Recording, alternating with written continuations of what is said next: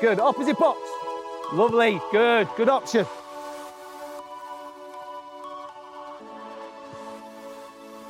Fantastic. Great save, goalkeeper.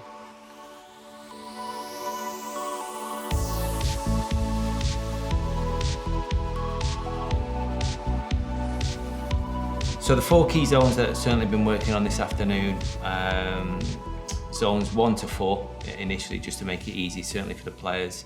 And the good thing about what I would say before I even start, the good thing about these, I feel that they're a great reference for players.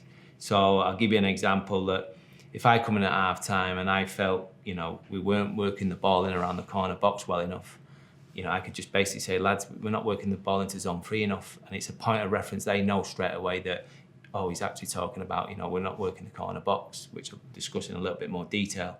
But initially, as the play happened, obviously, you've got one box here and another box there, and that would be zone 1, either side of the centre circle. And there's a reason for that, which we'll explain in a minute, but predominantly, we're looking for angled passes. And if you remember from this morning, that was a big thing. Try and avoid the straight pass. Can you look to play angled passes?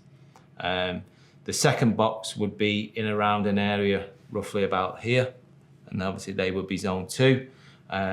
Lots of reasons, again, gives us an opportunity that when the ball's in wide areas, in these areas, we can again play them, find them angled passes.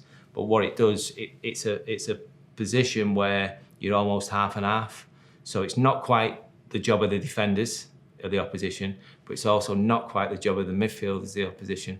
So they get in an half and half position, which, you get an opportunity to break one pressing line with the ability to then go and break the final pressing line. The third zone would be what I call corner box. So this area here and this area here. Again, the reason for it, when you're in the opposition's half of the field, do you just look to put the ball in the box, or can you be a little bit cuter? A few little give and goals and 1-2s. But more importantly as well, these two guys, 2 centre-halves, they want to stay in them central areas. They're not particularly comfortable coming out of the middle of the goal because that's where their bread and butter is, that's what they enjoy. So if you can get situations where the ball gets played into these areas and they have to come out that middle zone, it creates obviously space and turns them from a 4 into a 3.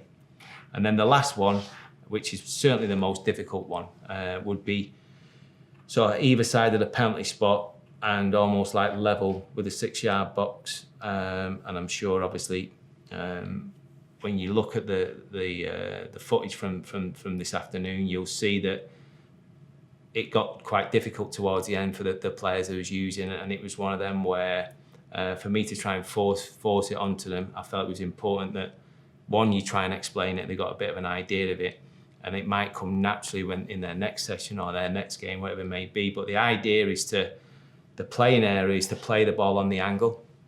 So I wouldn't want the number 10 to pick the ball up here and then look to play the ball into the number 9 with a straight pass. The reason being is, one, if the ball goes into that area there and a straight pass, the goalkeeper picks it up and he gets the opposition on a counter-attack.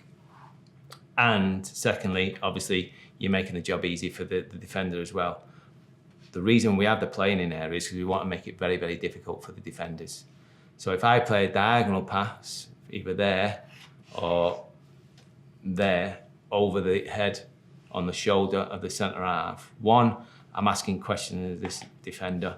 2, I'm asking questions of the goalkeeper. And more importantly as well is, if I overhit any of them passes, it gives us an opportunity to set up from a goal kick rather than the goalkeeper picking the ball up and then setting the opposition out on the counter-attack.